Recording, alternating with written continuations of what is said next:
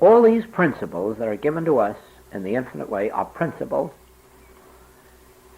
which are only provable, demonstrable, in the degree of our taking hold of them and working with them until we attain the consciousness of them.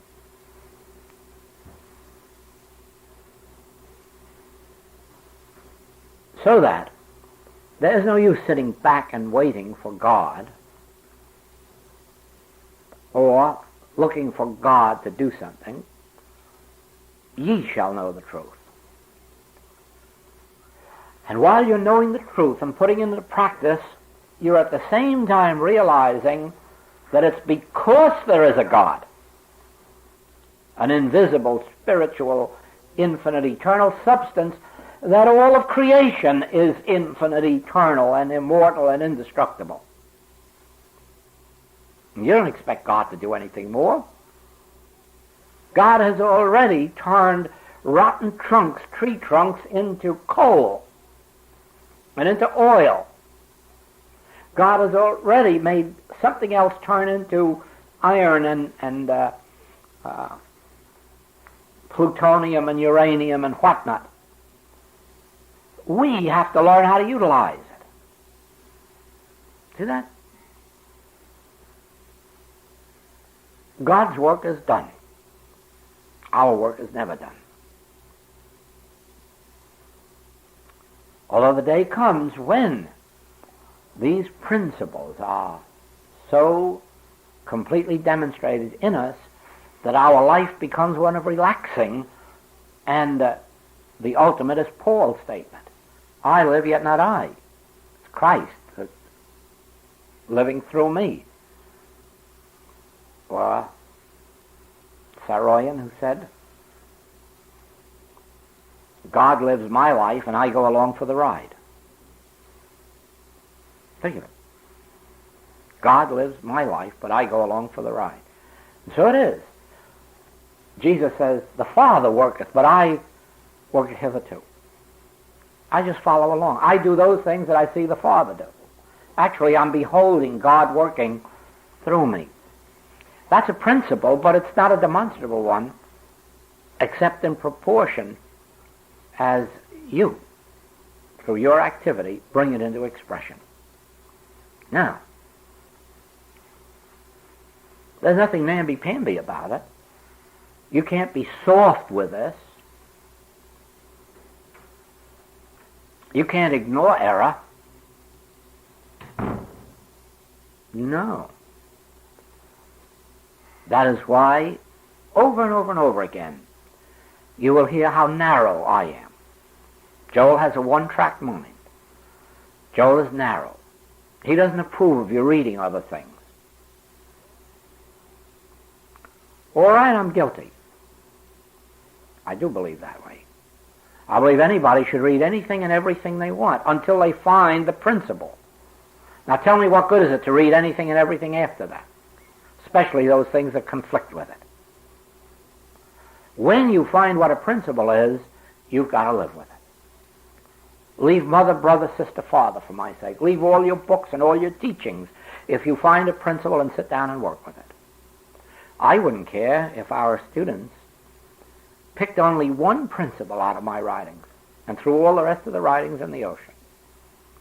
If they'd sit down with that one principle until they demonstrated it. Let it be that there is no power in matter. Let it be that there is neither good nor evil in form. Anything. I'd be perfectly satisfied. They throw all the books away. Because they can't demonstrate the book, they can only demonstrate one principle at a time. Usually, though, in demonstrating one principle, you demonstrate them all. But you'll find that they all fit. There are not many principles, there's really only one. Now, until you can prove that matter is indestructible, it merely changes forms. It was never created. There's never been a form of matter. If there is oil in the ground, it was one time a stump of a tree. And if it was one time the stump of a tree, it must have been something else before that. before it could become the stump of a tree. Matter is indestructible. Matter is eternal. Matter is immortal because matter is mind. You can't destroy a mind. You can't get your fingers on it. See that? Now, when you imbue the mind with truth, mind imbued with truth results in harmony. Mind accepting the world's illusions demonstrates discord. Choose ye this day whom you will serve, truth or world beliefs. But choose, then be consistent. You can't be shilly-shallying. You can't work one day with what's the mental cause of disease, and the next day there is no mental cause of disease, because God is the only cause. You can't work one day with God give me this, and the next day petitionary prayer is an error. You can't work one day with God's grace is my sufficiency, and the next day is I can create anything I want with my mind. You have to choose this day what is your principle. Now, are you mind? Sure, in the same way that you are spirit. Then that which you are governs all that which concerns you. And you don't have to direct your good. You have to know the truth. And it directs your good. And if you know the truth about one power, one substance, one law, one cause, one activity, that's what appears. You don't have to go out then and say, I need an automobile, or I need a house, or I need a job. No, all you have to do is sit right at home, be quiet, and the realization that my own shall flow to me. Why? Because it's inside of me already. So all I have to do is open out a way for the imprisoned splendor to escape. So if I want to be employed, all I got to do is go out and employ myself. Doing good somewhere, doing service somewhere, then I'm employed. Yes, but I'm not on a payroll. Who says you have to be on a payroll? Maybe you'll inherit it. Maybe you'll find gold in the backyard or oil. I don't know anything about that. I only know that if you're to be employed, you have to employ yourself. I only know that if you're to be loved, you have to love. I only know that if you want a friend, you have to be a friend. Because to sit here and wait for it to come from out there, it can't. Because you are the infinity. So if it can't come out of you, it can't come out of anywhere else. All right? Now, let God be God. But you keep knowing the truth about God and about God's universe and God's activity and God's substance, and then you'll see that you're in tune with the infinite. That it is really truth that's living itself through you. Christ liveth my life.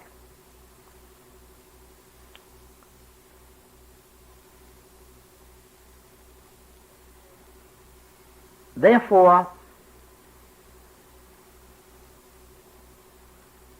you must start your day with what we will call protective work. And I hear many, many already shouting at me, as they do from the absolute, oh, but error isn't real, so there's nothing to protect yourself from. I think I know that better than you do. But that doesn't permit me to stop my protective work. Why? There's no evil, but there's the belief in the power of good and evil. And by inertia, I let it operate in me unless I consciously reject it. And because this world keeps on manufacturing good and evil every day, I have to consciously reject it every day. And so I can't afford to let a day go by without the conscious realization that I, in the midst of me, is mighty, and that there is nothing outside of me that can enter that defileth or maketh a lie. See that? And so it is. I have to have periods of the day when I'm working for the infinite way activity. working for those who are conducting its work, working for those who are publishing its work, working how, in what way, I don't know. When I sit down some way, it comes to me what should be done or what should be handled, because what is it that's keeping everybody in the world from reading the infinite way? What is it? Power of inertia? Ignorance? Would you say it isn't a power? It isn't a power. It seems to be operating as a power to keep an awful lot of people from reading it that could be benefiting by it. What power is keeping these books out of bookstores? Some power is. But by my continuous work, that power is being broken down. So one by one, those books will get into the bookshops. And the power of the world's opposition to truth and the world's ignorance of truth is being broken down. So we get the art of meditation in the bookshops, into the churches, into the universities. Of its own accord, perish the thought that that book picked itself up and got into Harper's and out into this recognition and that recognition. All those beliefs of powers had to be broken down to make the pathway for that book. And the next one that succeeds it. And the one after that. Didn't they try hard enough to keep the art of meditation out of Harper? It was a fight from beginning to end before that was finally accepted. And then it would have been accepted all watered down if we hadn't kept up the fight, right? Before that, we had a fight with living the infinite way. Now we have to fight with practicing the present.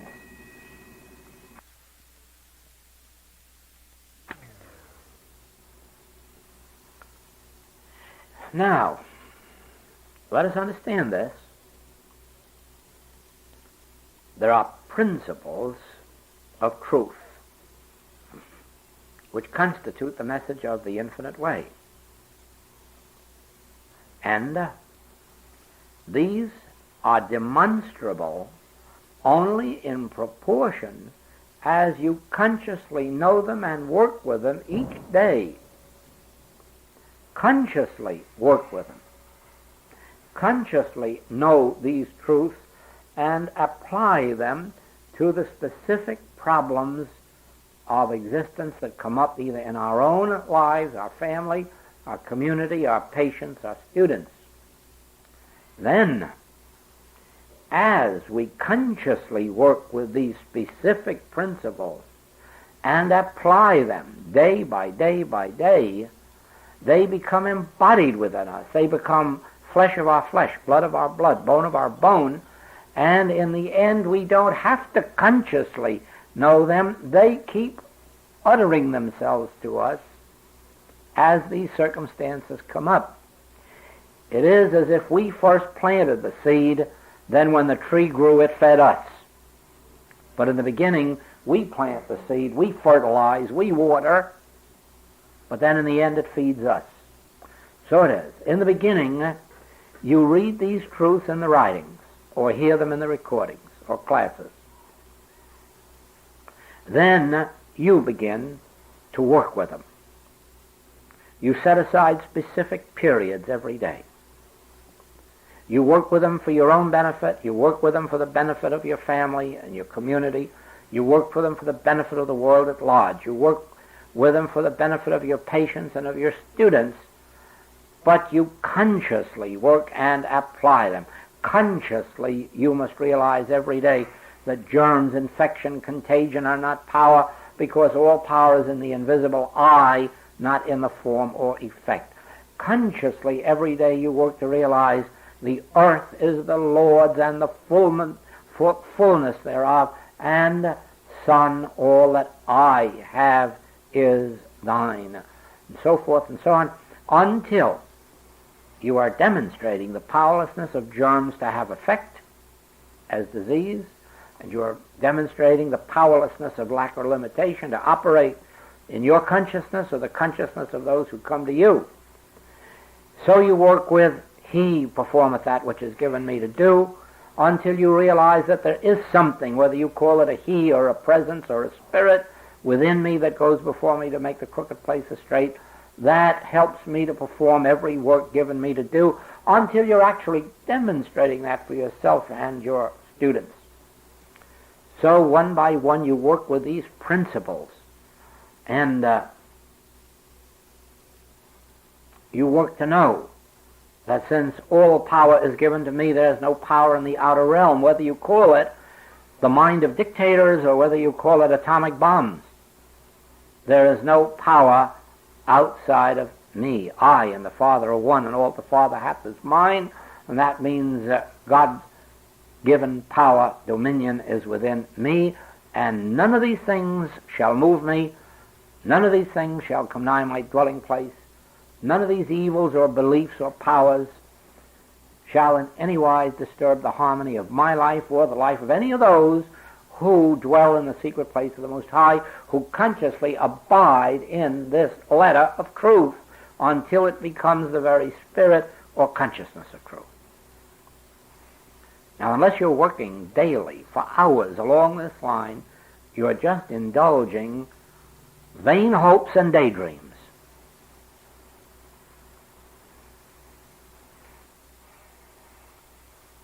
Come out and be separate means come out and go to work.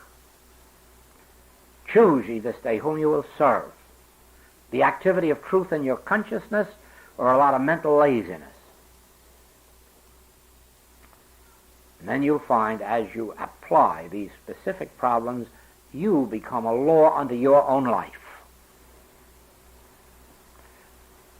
Ultimately you say, I am the way, the truth, and the life. No man cometh unto the Father but by me. But by specific truth. The truth which I am and know myself to be.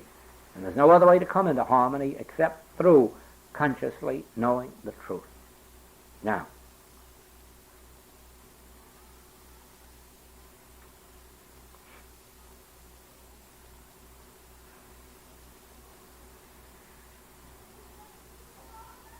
to use truth for selfish purposes, as if to benefit yourself as against the rest of the world, is stupidity, because of the law of as ye sow, so shall ye reap.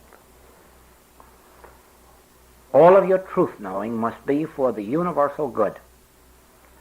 Otherwise, even though you may temporarily profit by a selfish use, ultimately that has within itself the seeds of destruction. And in the end, the condition will be worse than it was in the beginning. Therefore, with all our getting, let us get understanding. Now let us want nothing beyond that, so that our flow of good comes from our realization of the truth.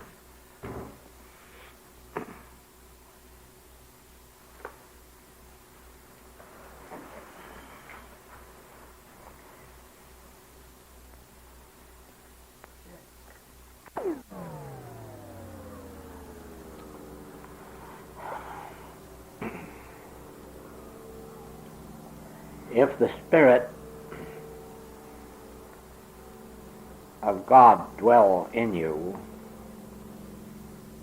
then you become the sons of God. Then are you the sons of God. If so be the Spirit of God dwells in you. If you abide in my word, and let the word abide in you. If you dwell in the secret place of the Most High, none of the evils of this world will come nigh thy dwelling place. Now, this must make it very clear that when the spiritual contact has been made and is maintained, that the Spirit of God is the bread of life, the staff of life, the wine, the water, the substance, the activity, and the law of our being and of our body. And discords are never apparent, because they do not come nigh our dwelling place, our consciousness. On the other hand, the very fact that we have physical, mental, moral, or financial difficulties must be accepted as evidence that either the Spirit of God is not dwelling in us, or that we have not made or maintained our inner spiritual contact, and that there is something operating in our experience other than God. It is on this point that we are not sufficiently honest with ourselves. We do not face the issue squarely and acknowledge that as long as there is discord in my experience, just so long is hypnotism operating in my experience. And I am not completely free of it. And in the same way, when anyone, regardless of who it may be, approaches us with a problem, it must be instantly apparent to us that hypnotism is still operating in their affairs, in their consciousness, in their being, in their body.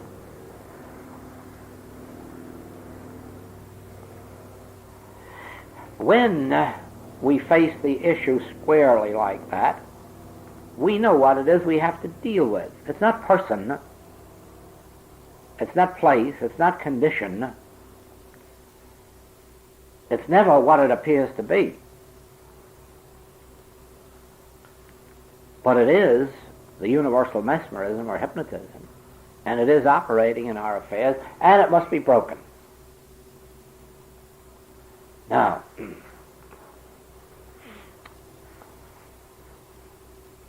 it is for this reason that we not only have the letter of truth, but that we are under the compulsion of using specifically the letter of truth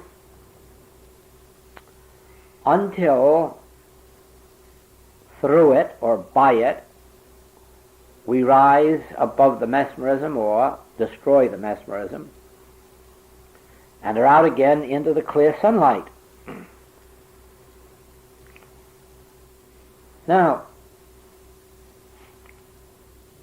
we know that the body is given to us as an instrument for our use, and we know that when we're spiritually endowed, the body responds to spiritual impulses, and it is normal, healthy, harmonious, vigorous, vital, alive, alert, and you can tell that in our movements. If the body is sluggish, painful, diseased, certainly there's something operating beside spiritual harmony. And we know what it is. It makes no difference that it might be a hereditary condition, or it might be one of climate or weather, or nutrition. We know that the real name for any of these discords is mesmerism. Now, it is for this reason that in our meditation that we learned here in this work, that there is somebody called I, or me, or Joel, or any other name, appellation you wish to give to my individual identity, and we know that that I am has been endowed with spiritual power, dominion it's called, God has given us dominion over everything on the earth, every creeping thing, every standing thing, flying thing, swimming thing. And certainly then, God has given us dominion over this body. And we've learned that we can assert that dominion in this meditation by looking this body up and down, inside and out, and bidding it to be free, bidding it to relax, to respond to God-given dominion, until we actually feel its freedom.